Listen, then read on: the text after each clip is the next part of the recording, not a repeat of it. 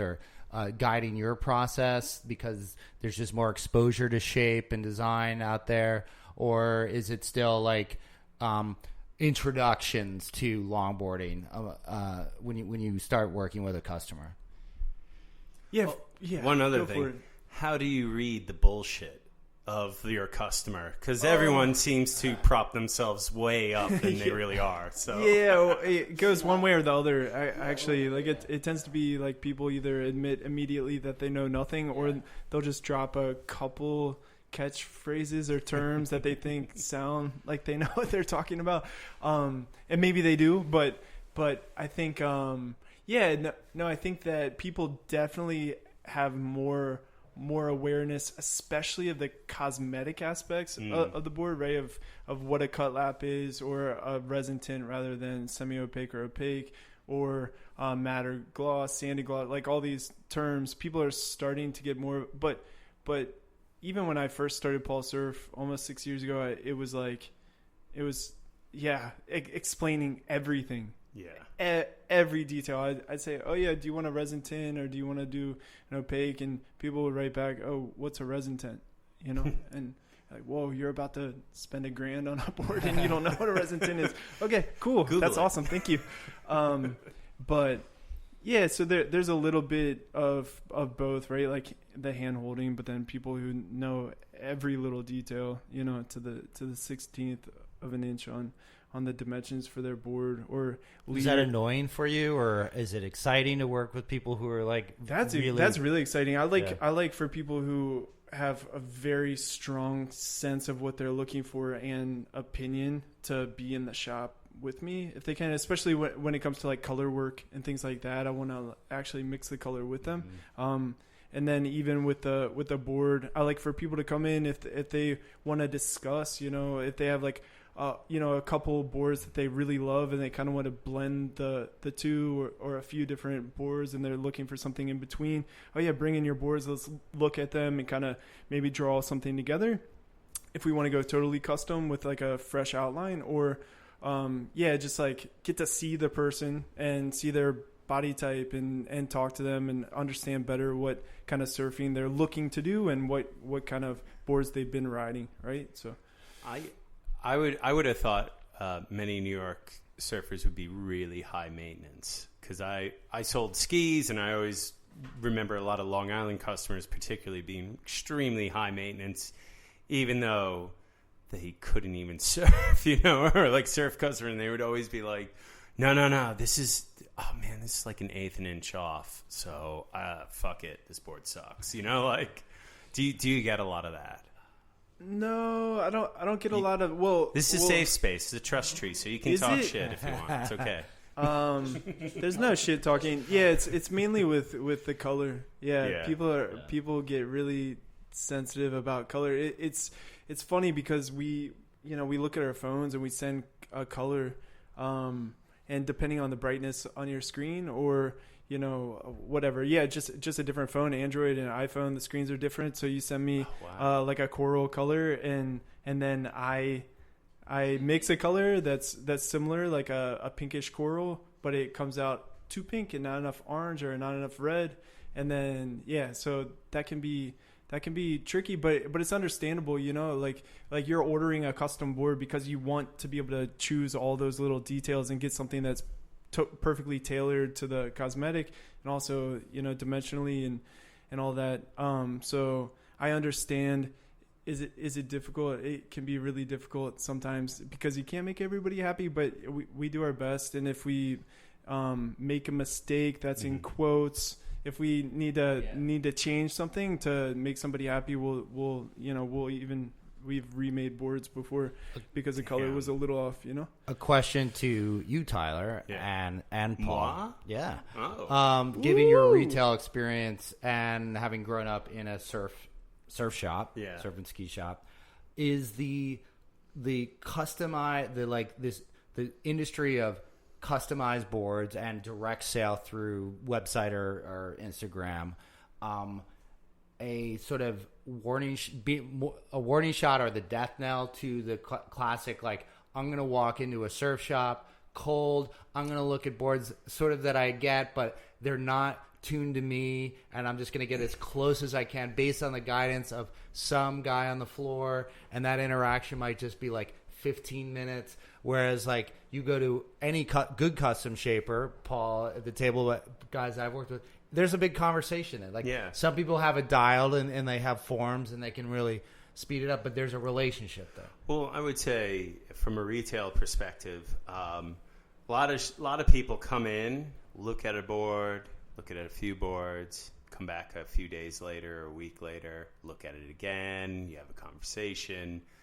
Oh man, I'm going to buy this board. I'm going to buy this board. Going to buy this board, they say. And then they'll come back another week later. So there's a lot of times there'd be a lot of buildup. It wouldn't be like someone come in and be like, right, I'm grabbing this board. Like you would get that. There's like a courting process. Yeah, and like depending on the type of surfer. Someone who knew or who could semi-surf or could surf, it would take a little bit. They would come in and look. It would barely be like right off the bat. Whereas an entry-level person, it's, this is the right board for you. And a lot of times it would be sold on the spot. But it wouldn't take 15 minutes. Right. You'd spend almost like an hour and a half sometimes. Maybe I'm sorry if I undersold the efforts. and then what happens is like you only make $100 on the board. Right, so you just spent an hour working on selling a board where a few other people you could have sold board shorts and made more profit on. Right. Yeah. But I would say like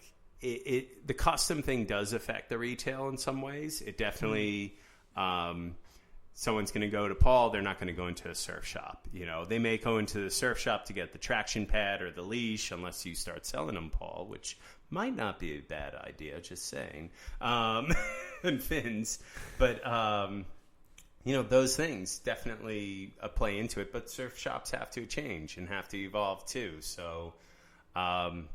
I have my thoughts on the future of retail, but we can talk about that another show. We can do a whole theme on that. I can't wait for that. I think also we Thomas, a majority of our boards that we're making right now are customs, but the goal is like when we have a little downtime in custom orders, we like make a lot of stock boards and have them on the site or post them on Instagram and people buy them from there, or we have them a couple shops in the city, not a lot right now, but the goal is to get there.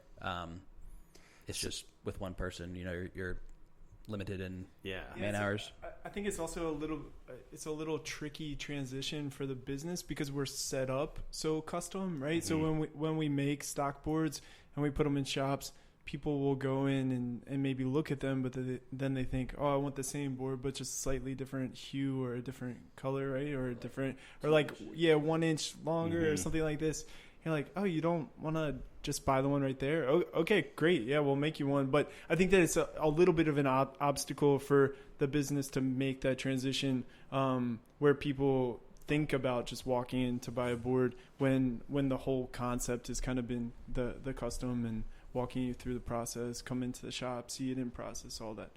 So I want to ask, like, how viable is it to be a surfboard shaper in New York City? Like, is this your full-time gig, Paul? Like, you don't do anything else to subsidize this? I don't as of the past year. That's amazing. But for the first 4.5 years, I was working side jobs. Well, I guess when I first started the business, I was working sort of a more full-time job in the city for the first year, and then I slowly phased out and tried to make Paul Surf my full-time gig, and that wasn't viable.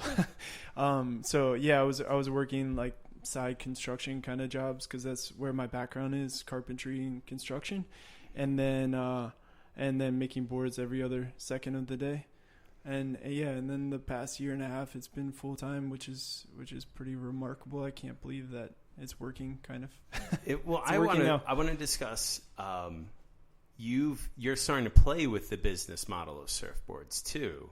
You're doing like a membership or a lease or like kind of this whole shared economy type of process with the boards, which I've been preaching. I stole the idea from you. No, you didn't. Didn't I? I didn't know that you had the idea. But I had this. Cool. I mentioned it to Mike Becker like 10 years ago. I was like, you should do a board of the month club or some sort of thing where people buy in for the full year. They can swap out any board, sort of like what I used to do with demo skis or rental skis in my family business. It was like, great, make a bunch of boards, get a bunch of people to pay up front.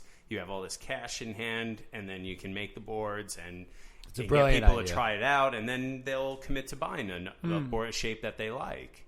So how did this come about? Like, how does it work with Paul Surf? Right. I'm kind of curious. Like, it's called the Paul Surf Quiver subscription. So that name. I think it's a little different. A little bit, but like it's just that you're playing different. Around. You're playing with for sure. What I appreciate is that you're not going the straight normal route of every surfboard shaper. You're trying another way to a new business model of shaping, which I think is important. Yeah, so there's a principle in permaculture that states that the problem is the solution, right? So the problem for a lot of surfboard builders is cash flow, right? Yeah. So it's really hard to plan for your full year when the season is so heavy and then the off season is so low, especially in cold weather, cold water environments. And so in trying to confront that and better plan and strategize for the business, I was thinking, how can we get dependable cash flow income throughout the year, and also try to get people on boards that maybe they wouldn't. If you were just gonna have like the budget for one board for a year, right, you might just kind of go in the same direction over and over and over, because you feel comfortable riding a shortboard, so you just keep riding shortboards.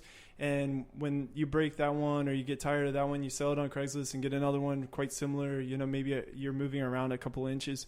But I was exclusive shortboarder for the first 6 years that I was surfing, like little high performance shortboard thruster kind of deal. And then I got a custom fish made by a guy named Dave Yearwood out of North Carolina. I think he was like a shaper in the Outer Banks. I don't think that he makes boards anymore, but that board changed my life. If you're out there, dude, thank you so much. And yeah, just kind of like, whoa, I had no idea that I could catch a wave so easily or have this kind of speed and flow. And that was at the same time that I was getting into, films like Sprout and Sealing and things like this. So, just having kind of my sense of what was possible on a wave and in the surf, right? To have it revolutionized by just one board that wasn't even that different than what I was currently riding, right? I've always been inspired by that experience and wanting to open people up to trying new things, right? And so I never really even longboarded until I moved to Rockaway. It will do that to you. Yeah, it happened to me. I was desperate. I had to, right? And it's funny, but it can be sad too. So yeah, I moved to Rockaway, and then I wanted to surf every day, and I think I did the first 2 years that I lived in Rockaway. I surfed pretty much every day of the summer. And so you're forced to ride a longboard or paddle a longboard if there's no wave. And just the experience of riding a longboard, right, just totally changed my mind about what it means to get, be in trim or speed or nose ride or to do a longer drawn out turn, on a big board. And so all these different kind of languages that we acquire with the wave and with style, right, in surfing, it's endlessly interesting to me and inspiring. So I think, with the Quiver subscription, if we can get people to put down $200 a month, right, and then you get a shortboard, a mid-length, and a longboard, right, which would come out to be way less than if you bought them individually. I mean, like easily $400, $600 less than if you bought them individually. And then you get to like all of a sudden, within a year, you've opened up to yourself to like probably a very different kind of surfing dialogue than you would have had before. And so it's kind of right. I think it's really interesting because what you're highlighting, and I think surfing and surfboard ownership is sort of unique in that like there's like the analogy could be like skiers, like you can have different, like a powder ski or like an all mountain ski, but surfing especially, it's like you can get in the trap of either like only surfing one type of board and that's your